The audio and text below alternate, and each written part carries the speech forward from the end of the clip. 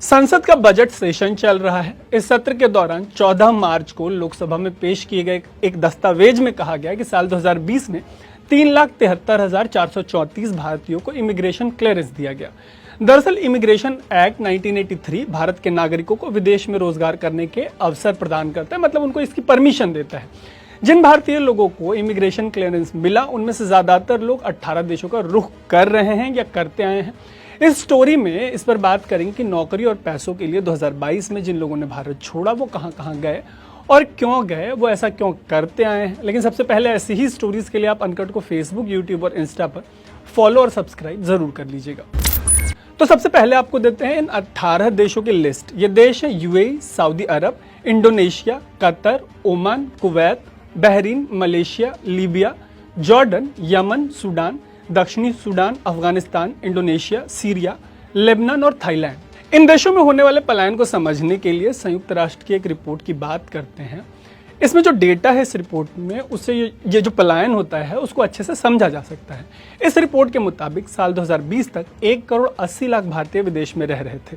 यहाँ गौर करने वाली बात यह है कि दुनिया भर में 3,20,00,000 लोग ऐसे हैं जिनका संबंध सीधे भारत से है। इनमें से जो ये 1,80,00,000 लोग हैं वो सीधे तौर पर भारत के नागरिक हैं।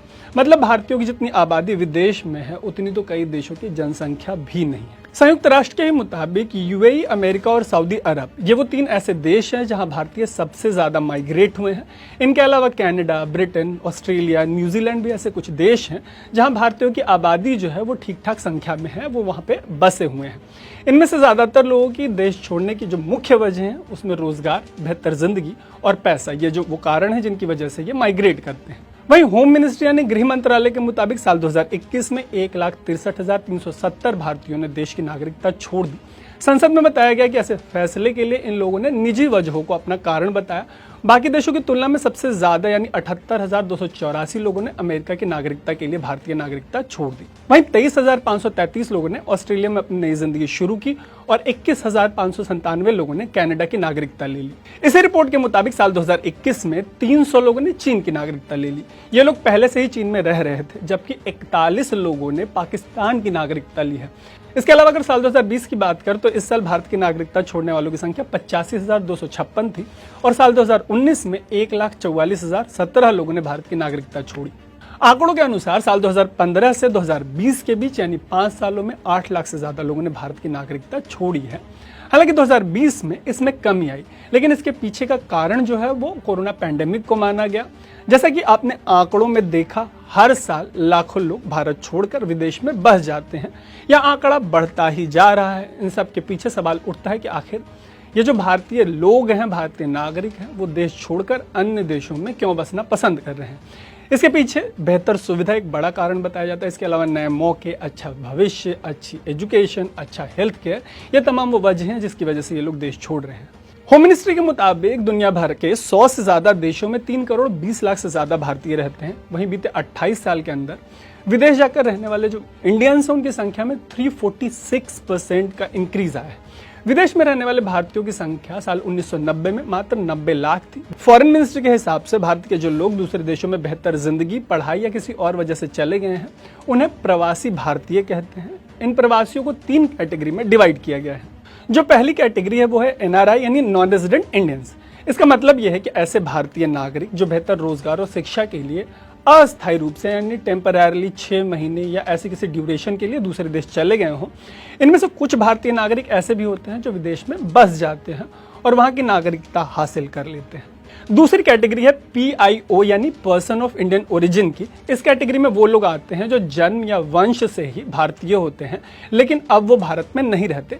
आसान भाषा में समझे तो अगर किसी व्यक्ति के पिता विदेश में जाकर बस गए थे और उस व्यक्ति का जन्म उसी देश में होता है तो वो व्यक्ति भारतीय मूल का कहा जाएगा, लेकिन उसके पास भारत की नागरिकता नहीं। दुनिया के कई ऐसे देश हैं जहां आप दोहरी नागरिकता ले सकते हैं, लेकिन भारत में कानून ऐसा नहीं है। भारतीय नागरिकता कानून के अनुसार कोई व्यक्ति जब किसी और देश की नागरिकता ले लेता है तो उसे अपनी भारतीय नागरिकता छोड़नी पड़ती है। मतलब आप किसी एक ही देश के नागरिक हो सकते हैं या भारत के किसी और देश के।